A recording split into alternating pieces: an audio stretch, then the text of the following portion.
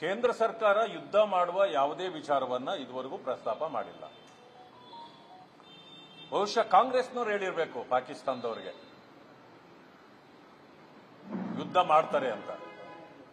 ಅಂದ್ರೆ ಯುದ್ಧ ಅನ್ನೋದು ಎಷ್ಟು ಪಾಕಿಸ್ತಾನದವರಿಗೆ ಭಯ ಹುಟ್ಟಿಸಿದೆಯೋ ಅನ್ನೋದು ಇದರಿಂದ ಗೊತ್ತಾಗತ್ತೆ. ಈಗಾಗಲೇ ಅವರ ಪ್ರಧಾನಮಂತ್ರಿಗಳು ನಾವು ಯುದ್ಧಕ್ಕೆ ರೆಡಿ ಇಲ್ಲ ಅನ್ನೋದನ್ನು ಹೇಳಿದರು.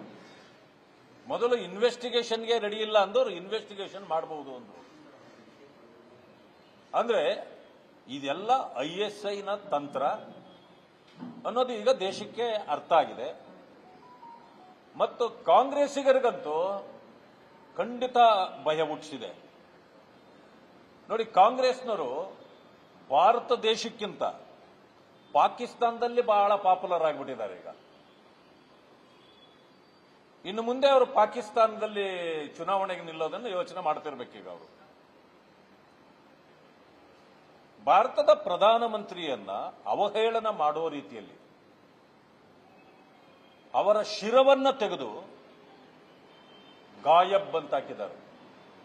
ಗಾಯಬ್ ಬಂದ್ರೆ ನಾಪತ್ತೆ ಅಥವಾ ಮಾಯ ಆಗೋಗಿದೆ, ತಲೆ ಇಲ್ಲ ಅಂತ. ಕಾಂಗ್ರೆಸ್ನವ್ರಿಗೆ ತಲೆ ಇಲ್ಲ ಅಂತ ಅವರು ತೋರಿಸ್ಕೊಂಡಿದ್ದಾರೆ ಅಷ್ಟೇ. ತಲೆ ಇಲ್ಲದ ಕಾಂಗ್ರೆಸ್ನವರು ಇದಕ್ಕಿಂತ ಒಳ್ಳೆಯದನ್ನ ಏನು ಮಾಡ್ಲಿಕ್ಕೆ ಸಾಧ್ಯ ಅವರಿಗೆ? ಕೆಲವರಿಗೆ ತಲೆನೇ ಇಲ್ಲ, ಕೆಲವರಿಗೆ ತಲೆ ಇದೆ ಮೆದುಳೇ ಇಲ್ಲ, ಕೆಲವರಿಗೆ ಮೆದುಳಿದೆ ನಾಲಿಗೆಗೂ ಮೆದುಳಿಗೂ ಸಂಬಂಧವೇ ಇಲ್ಲ. ಏನೆಲ್ಲ ಮಾತಾಡ್ತಾರೆ, ತಲೆ ಕೆಟ್ಟವರ ರೀತಿಯಲ್ಲಿ ಮಾತಾಡಿ. ಈಗ ತಲೆ ಇಲ್ಲ ಮೋದಿಯವರಿಗೆ ಅಂತಂದ್ರೆ ಗಾಯಬ್ ಆಗಿದೆಯಲ್ಲ. ಕಾಂಗ್ರೆಸ್ ಈ ದೇಶದಿಂದ ಗಾಯಬ್ ಆಗೋದು 100ಕ್ಕೆ 100 ಸತ್ಯ ಅನ್ನೋದನ್ನ ಅವರು ಹೇಳ್ಕೊಂಡಿದ್ದಾರೆ. ಈಗ ಹೋಗಲಿ, ಅಷ್ಟು ತಾಕತ್ತಿದ್ರೆ ನಿಮಗೆ ಆ ಚಿತ್ರವನ್ನ ಹಾಗೆ ಇಡಬೇಕಾಗಿತ್ತು. ಯಾಕೆ ಡಿಲೀಟ್ ಮಾಡಿದ್ರಿ? ಇಡೀ ಭಾರತ ದೇಶದಲ್ಲಿ ಎಲ್ಲರೂ ಕೂಡ ಕಾಂಗ್ರೆಸ್ನ ವಿರುದ್ಧವಾಗಿ ಮುಗಿಬಿದ್ದಿದ್ದಾರೆ. ಜನಾಕ್ರೋಶ ಪ್ರಾರಂಭ ಆಗಿದೆ. ಅದಕ್ಕೆ ಭಯಭೀತರಾಗಿ ಅದನ್ನು ಕೂಡ ಇವತ್ತು ಈಗ ಅವರು ಹಾಕಿದ್ದ ಟ್ವೀಟೇ ಗಾಯಬ್ಬು. ತಲೆ ಗಾಯಬ್ಬಲ್ಲ, ಅವರ ಟ್ವೀಟೇ ಗಾಯಬ್ಬು. ಇಂಥ ಹೇಡಿಗಳು ಕಾಂಗ್ರೆಸ್ನವರು. ಧೈರ್ಯ ಇದ್ದಿದ್ರೆ ಫೇಸ್ ಮಾಡಬೇಕಾಗಿತ್ತು. ಆಡಿ ಈಗ ನಿಮ್ಮ ಪ್ರೀತಿ ಪಾಕಿಸ್ತಾನದ ಮೇಲೆ.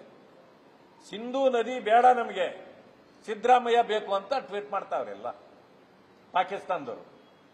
ಸಿದ್ದರಾಮಯ್ಯನವರು ಅಲ್ಲೆಲ್ಲೋ ಜಾಗ ಹುಡುಕ್ತಾ ಇರಬೇಕು. ಯಾಕಂದ್ರೆ ಮೂಡಾ ಸೈಟ್ ಇಲ್ಲಿ ಸಾಕಾಗಲ್ಲ. ಈಗ ಅಲ್ಲಿ ಪಾಕಿಸ್ತಾನದಲ್ಲಿ ಯಾವ್ದನ್ನ ಸೈಟ್ಗಳು ಹುಡ್ಕೊಂಡು ಹೋಗ್ಬೋದು ಅವರು. ಕನ್ನಡಿಗರ ಮೆಚ್ಚಿನ ನಿಮ್ಮ ನ್ಯೂಸ್ 18 ಕನ್ನಡ ಈಗ ವಾಟ್ಸ್ಆಪ್ನಲ್ಲಿಯೂ ಲಭ್ಯ.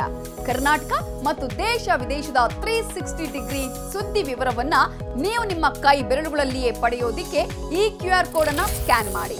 ನಮ್ಮ ಚಾನೆಲ್ ಅನ್ನ ಫಾಲೋ ಮಾಡಿ, ನೋಟಿಫಿಕೇಶನ್ ಆನ್ ಮಾಡಿ.